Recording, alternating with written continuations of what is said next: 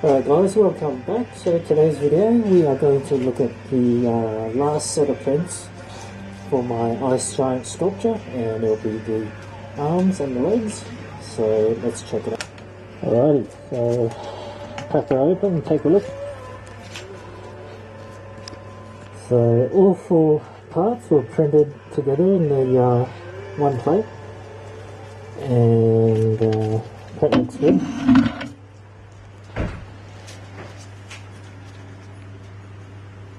It looks really good. So I did space them like this. So they were in the green zone of the tilt plate. So let's check out the print.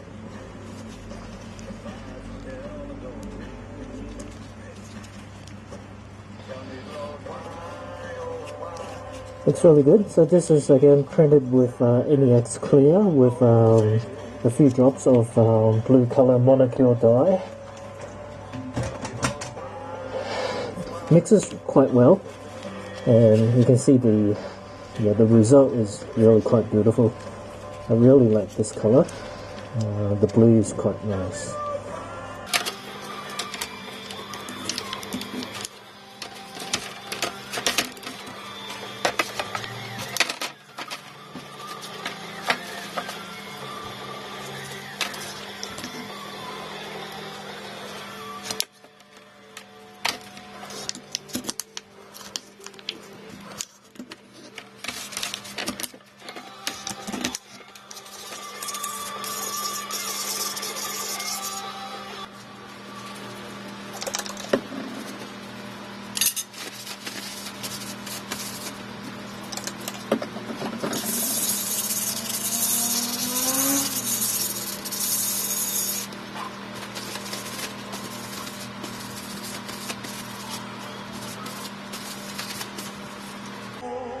Alright guys, welcome back. So I've got the two arms here, which I've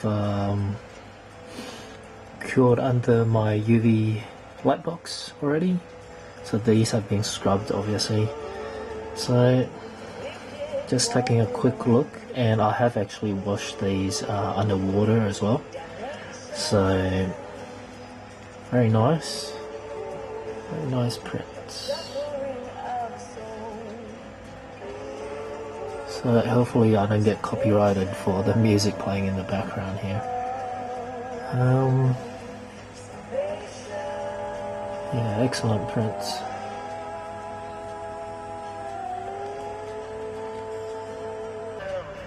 Alright guys, so I've done a sneaky little assembly here.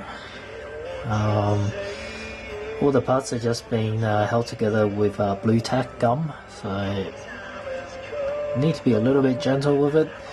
And obviously because I'm not using glue, the keys are really quite rough at the moment, but you can see, ta-da!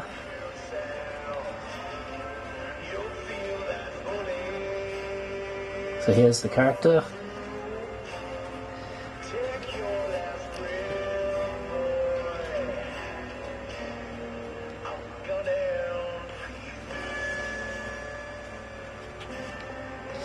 I kind of like the back more than I'm front. No, I think the sculpt came out pretty nice. This was pretty much a speed sculpt, speed production pipeline. Just wanted to test how quickly I can get something out. So this guy took pretty much a week, 7 days from design concepting through to sculpting, through to printing itself, and then this is pretty much what you see today. So I started on Monday, and today is Sunday, basically Sunday morning. So pretty good. What I need to do next is I have actually started sculpting a little base for him as well. So I think that will look cool for him to stand on the base with little crystals, ice crystals going around it. And obviously I need to experiment with how I'm going to paint this guy. So of course I want to keep the opacity of the resin, because it's really nice, especially the crystals up the top here. And you know, this hasn't been painted with any sort of clear gloss or anything like that. So once that gets done, it'll become a lot more clear and more glass-like. But saying that as well, I do like the frosted look as well in some parts. So I need to figure out how I'm going to keep that frosted look in some areas, and then enhance it with more crystal, more clear areas as well. So right now it's lacking a bit of depth, right? So we can't really see the details. I mean, it's a cool model, and if I get right up to it, you can see all the details, but ideally you want those details to pop from a decent distance away. So we'll need to do some sort of dry brushing technique and cavity painting technique to really bring out the details while keeping the clearness of the resin.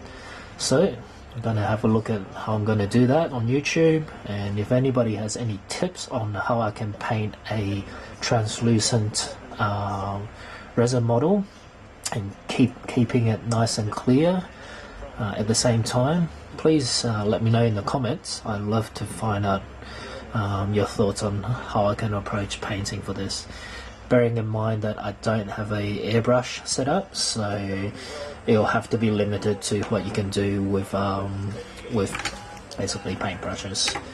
Cool. Okay, thanks guys for watching, and hopefully the next video I'll have all these glued up and some basic paint job applied to it.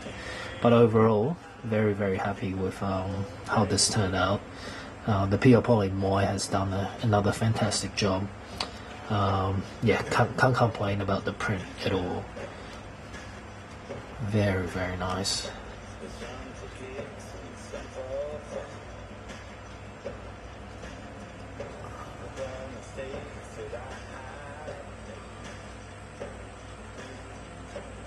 So thanks everybody for watching, and we'll see you next time.